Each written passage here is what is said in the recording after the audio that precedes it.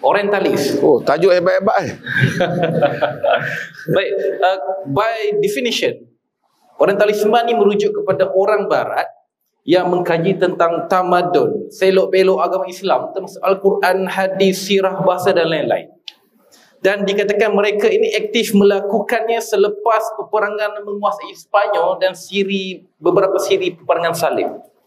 Jadi benarkah golongan orientalis ini diwujudkan untuk bertujuan melemahkan pengaruh Islam di Timur? Jika ya, bagaimana dan sejak bila mereka melakukannya dan adakah mereka berjaya? Tidak tahu. Oh, ini soalan TC PhD ni. Hebat Ustaz kita punya soalan. Saya jawab ringkas lah. Nanti you orang boleh faham ni? Okey. Kalau fikir Injil ni tak boleh faham lah semua. Macam ni lah. Saya nak bagi simple. Dunia ni secara umumnya ada barat, ada barat, ada selatan. Ha? Kacau. Dunia ni sebenarnya ada barat dan ada east and ada west. Okey. Okey.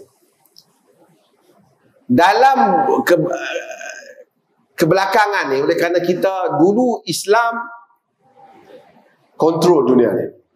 Kemudian oleh kerana kegagalan orang Islam sendiri, tamadun Islam dah lemah, jatuh. Kemudian Barat bangkit.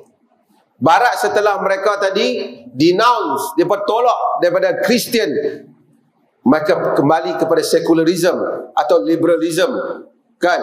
Maka mereka pun dapat membangunkan Barat. Kepada pandangan Barat, dulu Barat mundur sebab apa? Sebab Kristian. Boleh baca dalam tulisan mereka sendiri. Tapi mereka rasa mereka dapat maju kerana mereka tak ikatkan diri mereka dengan agama. Kalau mereka ikat diri dengan agama, mereka masih macam Galileo kena, dan semua mereka ni yang dihukum bunuh, yang dibakar di dalam sejarah manusia. So untuk itu Barat kempen supaya agama hendaklah separate daripada, kita hendaklah pisahkan agama daripada ilmu, agama dari falsafah, agama daripada kekuasaan. Agama hendaklah duduk di dalam gereja. Bila agama, hari pergi gereja lah. Bila hari tak pergi gereja, kita hidup macam biasa. Tapi hari kita susah, oh my Lord, oh my God, help me. Dan agama tidak ada sakral. Lama-kelamaan tak ada sakral. Ini saya nak cerita fenomena Barat tu. Ini yang latest lah. Yang dulu ada sikit. Dulu London tahun 1800, 1700 lebih konservatif dibandingkan sekarang. Jadi bila tak ada sakral, dia boleh tengok God must be crazy. Dia boleh buat tajuk tu, God delusion, penipuan Tuhan. Dan kita ada itu yang saintis yang duduk atas apa nama, atas wheelchair tu, nama apa? Ha? Nama apa? Stephen Hawking. Stephen Hawking percaya Tuhan tak? Tak percaya Tuhan. Tapi orang kata brilliant otak dia. Lately ni saya ingat dia macam percaya sikit-sikit. Ha? Last dia percaya sikit lah. Ha? Dia ada dia atheist, dia ada agnostic. Agnostic ni tak percaya kepada organized religion, agama yang tersusun. Okey, mereka ni semua itulah hasil daripada pemisahan Barat. Tabah. Sebelum cerita pemisahan Barat, ini kemudian sebab revolusi industri. Ni soalan PhD ni saya terpaksa. Okey. Apabila Islam pergi ke Spain. Tahu Spain? Apa yang orang tahu tentang Spain? Bola.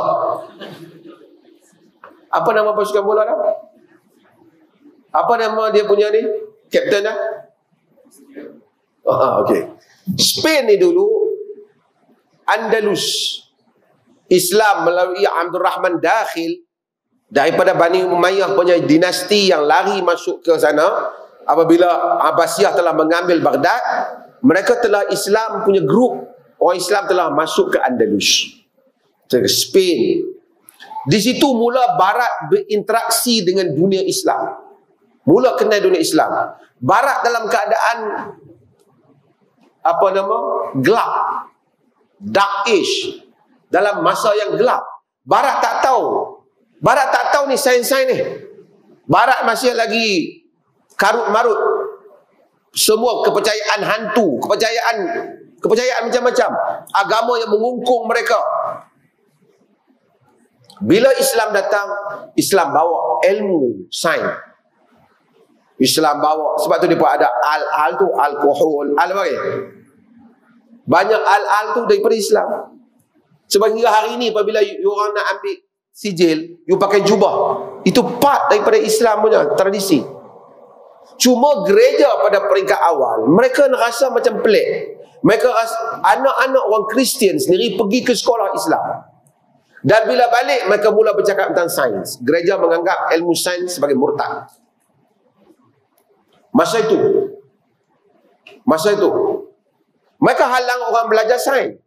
Macam kemudian geng-geng pondok pada zaman kemunduran Islam mula anggap sains adalah ilmu akademik ni, ilmu sekular. Itu tak berlaku. Tak betul. Pada awal itu anggapan gereja.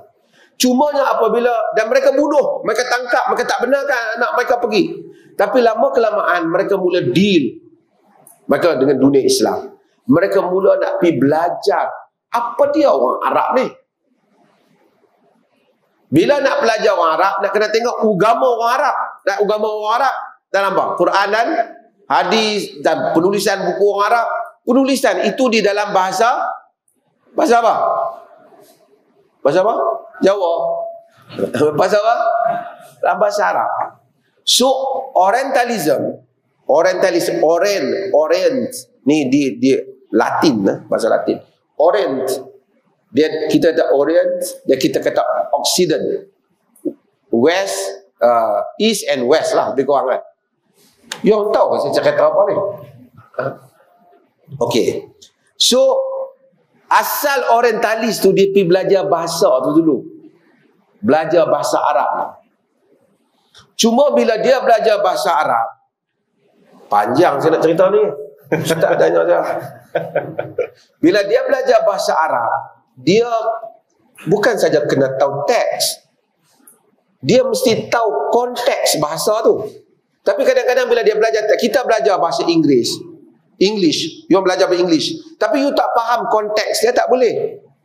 You terjemahkan konteks Melayu dalam English lain. Kadang-kadang English maksud lain, Melayu maksud lain, betul tak? Perkataan kalau terjemahan salah, tapi konteks kena lihat. Faham tak konteks kan? Bahasa tu digunakan dalam konteks apa? Bila dia belajar bahasa Arab, okey, lama kelamaan dia mula belajar juga kebudayaan orang timur ni. Dia belajar. Apabila Barat mula berkembang, Kristian, dunia Kristian khususnya mula berkembang, mereka dah mula media tamadun sendiri, dah ada kekuatan.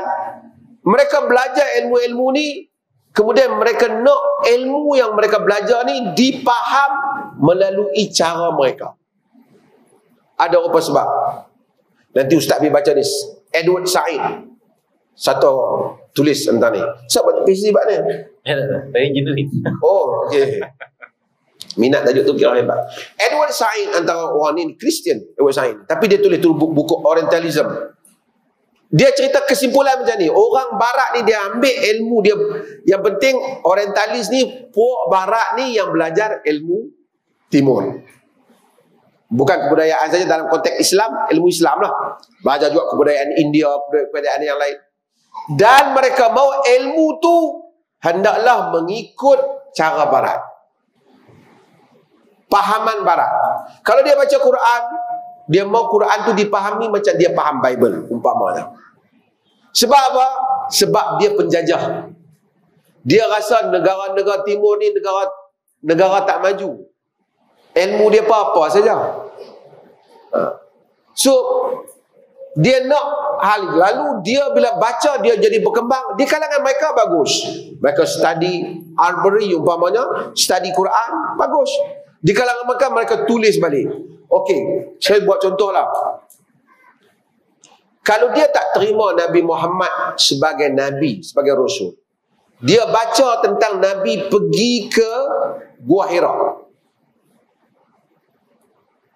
duduk di Gua Hira kerana memikirkan masalah kaum dia, kemudian kerana yata'abbad, Nabi beribadat di situ, tinggalkan kaum dia yang jahiliah. Kemudian datangnya malaikat Jibril. Kalau kita baca sebagai Muslim, kita kata itu wahyu. Tapi dia baca sebagai orang yang tak percaya pada benda ni, dia kata apa? Orang ni kalau dia duduk fikir-fikir ingat masalah tu, lama-lama dia rasa satu jelmaan datang pada dia. Itu disebut psikologi. Jadi apa yang Muhammad tengok tu ialah jelmaan daripada perasaan dia yang begitu nak reform kepada kaum dia. Ialah khayalan dia.